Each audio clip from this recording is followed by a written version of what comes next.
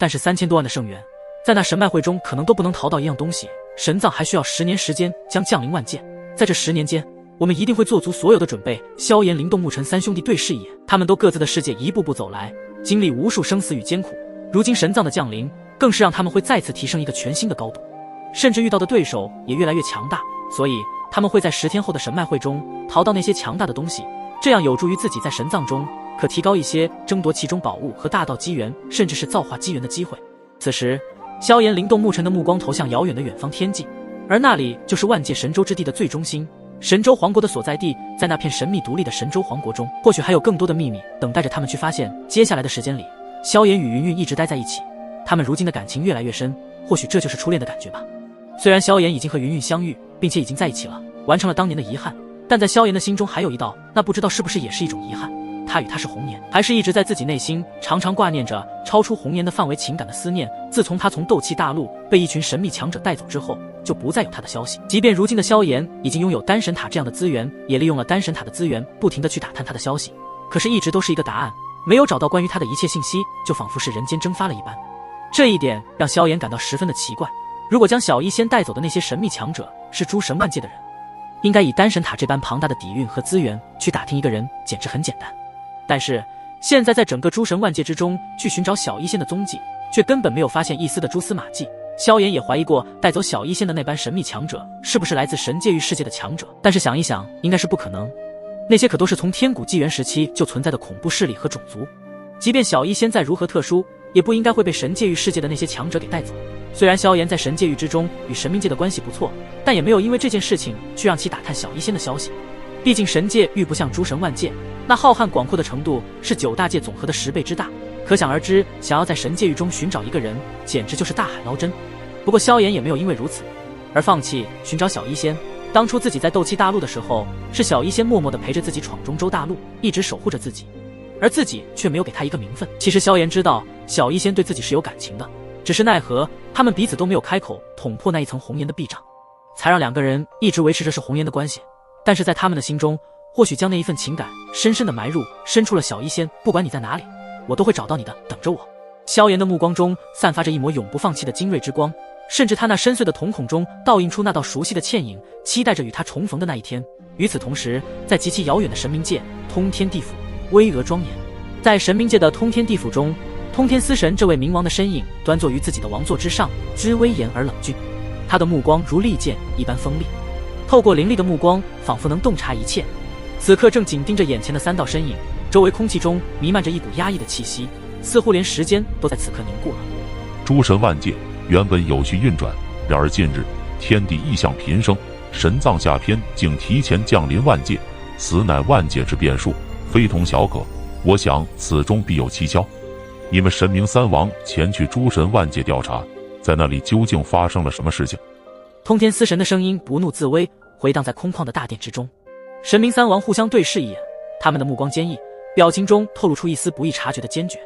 他们深知此行责任重大，关乎诸神万界未来的安危。他们曾无数次守护过诸神万界，这一次他们将再次踏上万界，探寻万界变数的源头，与真相属下领命，必将查清此事。神明3王齐声回答，声音中透露出不容置疑的坚定。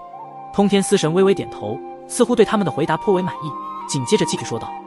还有神藏下篇的降临会引出神界域那些老东西的出动，特别是先天神族的神灵。一想起那先天神族，司神都恨不得将其剿灭。通天司神的声音如惊雷般在神明3王的心中回荡，他的目光穿越了时空的尘埃，凝视着遥远而又浩瀚无边的神界域世界，那里有着无数璀璨的星河弥漫着闪烁着。通天司神的身躯在此刻与天地同在，他的衣袍随风猎猎作响，长发如瀑布般洒落，他的眼神中透露出一丝难以抑制的仇恨，手指轻点虚空，一道道光芒如同星河倾泻，照亮了那片混沌的过往。当年的事情我已经调查清楚了，若非不是他们贪念作祟，引来魔物肆虐，大周怎会陷入那般生灵涂炭之境，又怎么会掀起那一场天古浩劫？通天司神的声音中蕴含着怒火与决绝，仿佛是要为那场天古浩劫的罪魁祸首绳之以法。他们都是身为天位神的强者，在整个诸神万界也都是集齐在通天司神的话语下，周围的云雾翻腾，幻化出一幅幅惊心动魄的画面。巨大的魔影如同黑暗中的幽灵，张牙舞爪，无辜的生灵神灵在绝望中挣扎，哀嚎声撕裂天际，神界域世界的光辉在那些巨大的魔影面前黯然失色。一颗一颗巨大的星球失去光芒湮灭，有些甚至直接爆炸开来，化为神界域中最后的烟火与尘埃。而神界域世界的昔日辉煌也不复存在。通天司神紧握拳头，指尖泛起淡淡的一丝丝光芒，那是属于的象征。他的眼中闪烁着坚定的光芒，仿佛要将这段历史上的悲剧彻底抹去。如今神藏将起，那些先天神族的老东西必然会前往其中夺取那一物，我也必将亲上神藏，与那些先天神族的老东西战一场。这一次也算是要让那些罪人血债血偿。通天司神的声音化作滚滚雷霆，回荡在通天地府中，宣告着即将到来的复仇与审判。司神大人，当年那一场天古浩劫果真与先天神族有关？神明三王曾经也怀疑过7大神族，只不过怎么也没有想到，竟然是那荣耀无比的先天神族。千真万确，当年就是先天神族的那些老东西勾结魔物，才将其引入大咒之中。这一次神藏将会是他们的葬身之地。先天神族，通天司神的唇角掠过一丝冷意。当年先天神族的名字是多么的荣耀，如今却成了众神心中的梦魇。先天神族乃是由大咒所孕育而出的先天神灵，拥有着掌控布局未来的先天之力，却因一念之差，令大咒陷入无尽的苦难当中。如果将这真相公布出去，恐怕先天神族将会被大咒中的所有生灵神灵憎恨唾弃。不过这真相，通天司神自然会找一个最佳时间，让大咒中所有生灵和神灵都知道，先天神族曾经的荣耀将瞬间跌落神坛。通天司神要让先天神族的荣耀彻底崩裂。通天司神一想起当年的天古浩劫的景象，眉头紧锁，他的眼中映出历史的火光。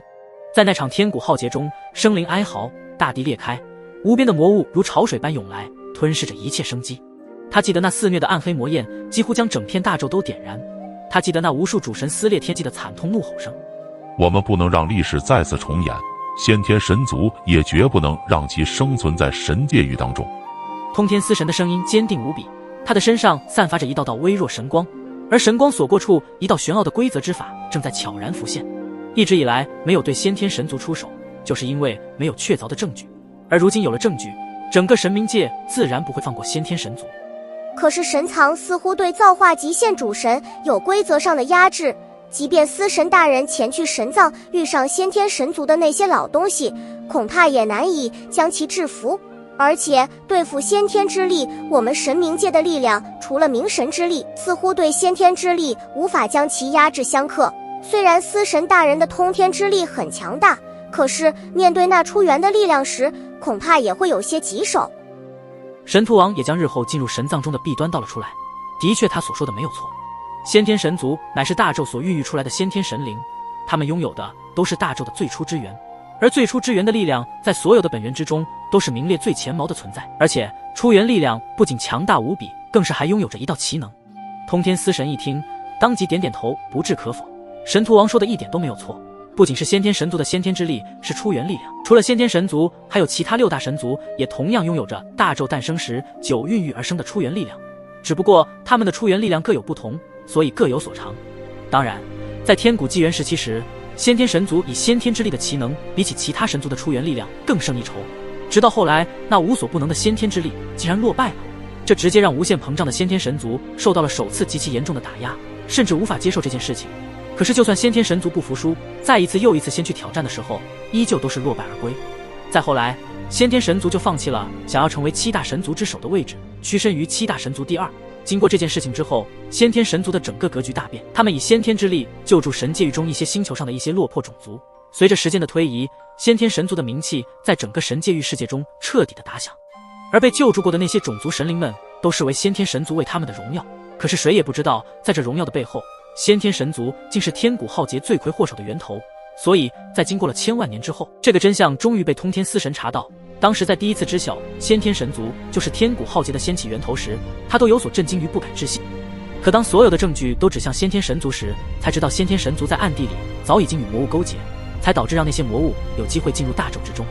所以说，先天神族如果一直存在于神界域世界，那简直就是一颗随时爆炸的定时炸弹，生怕到时候还会做出什么事情出来。如果再次被引发出一场浩劫，那么不知道又有多少的生灵神灵会陨落浩劫中。